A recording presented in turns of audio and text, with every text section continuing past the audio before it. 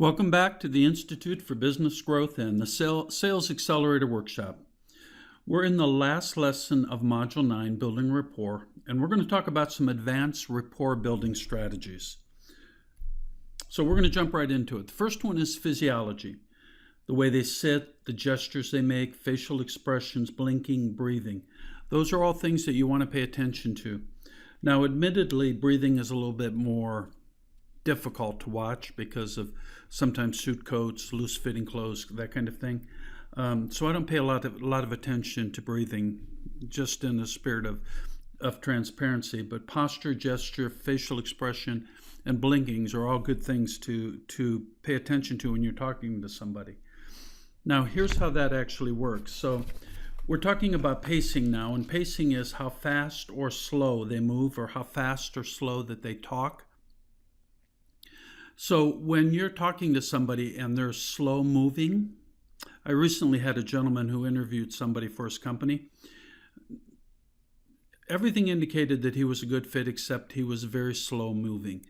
Now, slow moving in my world indicates the guy's kinesthetic. He's a very feeling-based kind of individual. They hired him and they fired him 2 weeks later because he couldn't work at the pace that was necessary.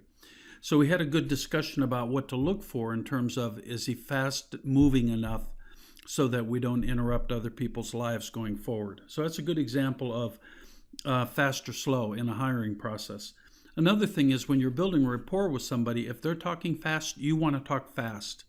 You want to match as much as possible the rate of speed in which they are speaking, or if you're walking with them, going somewhere, you want to match their pace. Very important that you match how fast they talk, how fast they walk, those kind of things.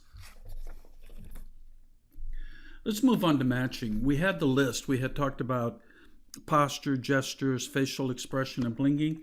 This is where matching comes into play. So if somebody picks up their pencil, you want to pick up their pencil.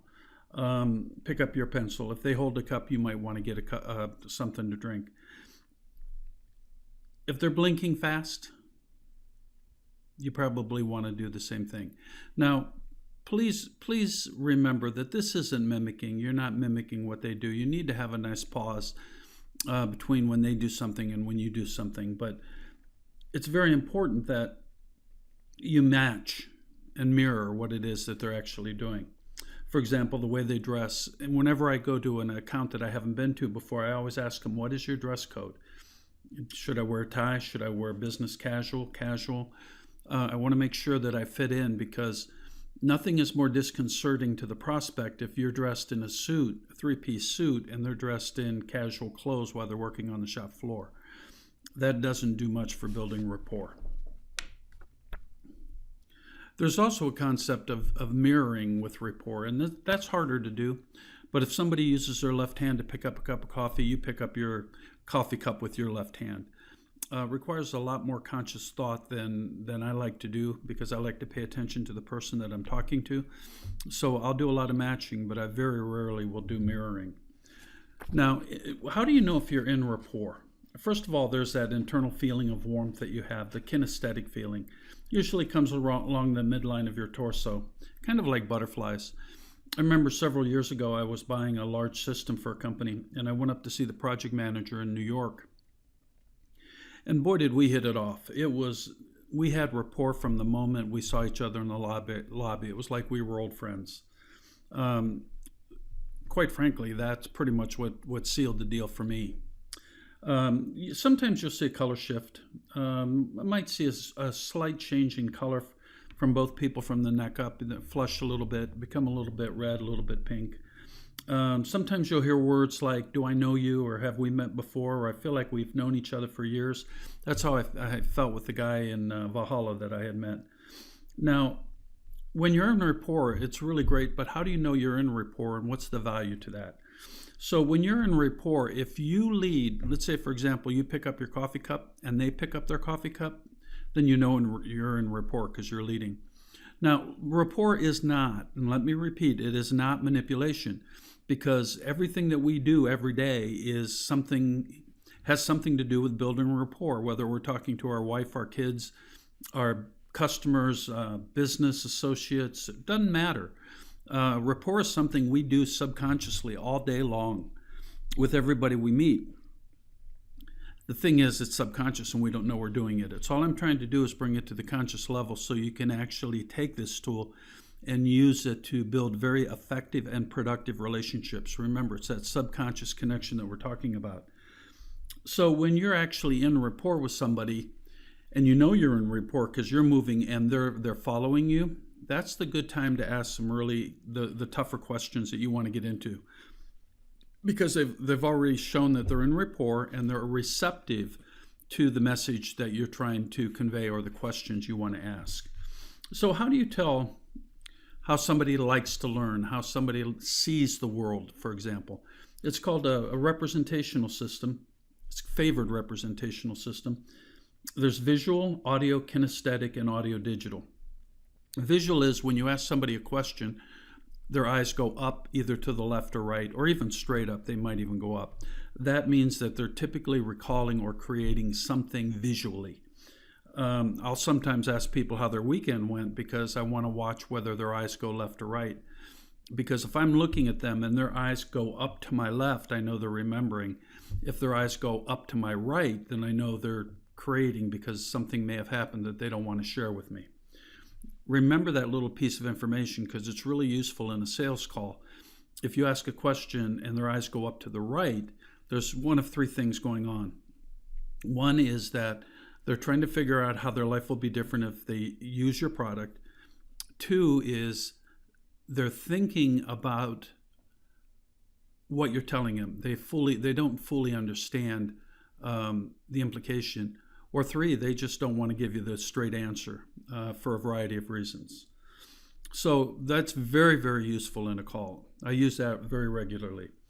The other one, if their eyes go side to side, that means that they're audio, and that means they remember discussions quite well.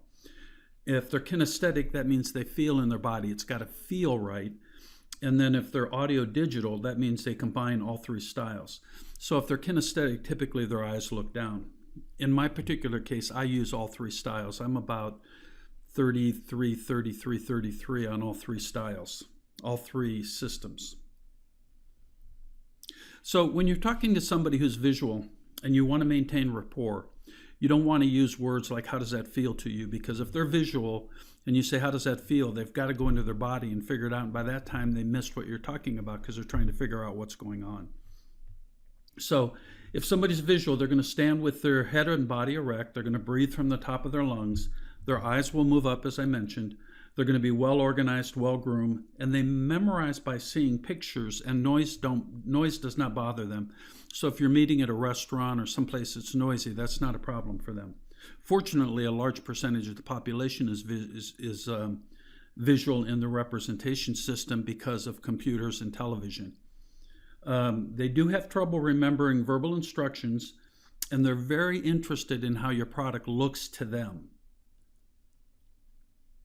Appearance is very important. So if you're dealing with somebody who's visual, make sure that you sell how good your product or service is, or how good they will look when they buy your product and service. If they're auditory, they hear things. They hear discussions. Their eyes move side to side. They breathe from the middle of the chest, and they talk to themselves. And I'll sometimes talk to myself when I'm trying to solve a problem. It seems like if I say it and I hear it, it provides additional clarity. They're easily distracted by noise, and they learn by listening. They like music and talking on the phone, and they'll repeat conversations back to you very easily, and sometimes word for word. They like to memorize step by step by step, and they like to be told how they're doing. They very much respond to the tone of voice you use in responding to their questions. And they're very much interested in, quote unquote, what you have to say. So if you're talking to somebody whose primary representational system is audio, and you're saying, how does that feel to you? Or can you see what I'm talking about? You're taking them right out of their primary system, and you're making them work really hard here. If we talk about kinesthetic, it's the feeling in the body. They breathe deep into their lungs. They typically move and talk very slowly. They like physical rewards. These are your touchers and your huggers. They stand closer to people than the visual people do, and they memorize by doing, walking through. and it needs to feel right. Many times when I was learning my new karate moves, I'd have to walk them through. I would watch somebody do them, and then I would do them with them. And once I could get the pattern down by doing it, that's when I knew I understood it. So audio digital, and that's me, I combine all three styles, do spend a fair amount of time talking to themselves, and that's true. And they're really looking to see if your product or service makes sense. So here's a question that you can ask that fits into all three representational systems, and I use it regularly, Nate. And the question is simply, does that make sense to you? So if I'm talking to them on the phone, or it's a brief discussion and I haven't figured out their primary representational system, when I say, does that make sense to you, it allows them to go into their primary system and tell me what they're thinking. Now, some of the words that you want to use when you're dealing with a visual person, or they will use when talking to you, is see, look, view, appear, show, dawn, envision, clear, foggy, focused. Words that imply have a visual connotation. For auditory, you're going to hear words like hear, listen, sound, let's make music, I'm all ears, I want to be heard, are you deaf? Those kind of words that imply an audio tone. And then the kinesthetic, they want to feel it, they want to touch it, get hold of it, they want to sit through, they want to catch on, they want to tap into. Is it hard to learn? Give me some concrete facts. Let's get a handle on this. You can see by the words they use what their primary learning or representational system is all about.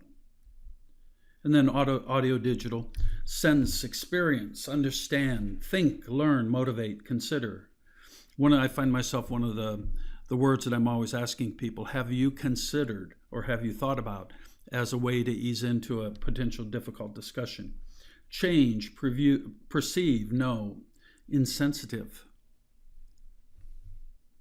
Now, these are all on the PowerPoint presentation that you can download. Now, here's what I'd like you to do. Take the quiz, but I really want you to download this presentation and keep it with you. Keep it inside your portfolio if you carry one, so that when just before you go into an account, just take a quick review of some of the different words based on whether they're visual, audio, or kinesthetic, so you know how to respond. And then practice your matching and your mirroring, tonality and speed and pitch, those kind of things. And then test for rapport. And again, testing for a rapport means that you lead. You may pick up a cup of coffee, for example. You may pick up your pen, and then they follow.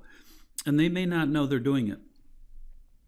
If somebody catches you at it, and it sometimes happens, very rarely does it happen, but it has sometimes happened to me, I just make a joke of it. Yeah, so you know this stuff too, isn't it fun? And then I go on to the discussion, and I don't even bother with it, because they know what's going on. And sometimes we'll even play and see who can develop rapport faster and do the leading. So you can make a game out of it as well. That's the end of the rapport module. So what we're going to do next in the next module, module 10, is sell the way others want to buy. We're going to look specifically by behavior style, how they would like to buy. And I'd like you to consider selling to them the way they want to buy, not the way you want to sell.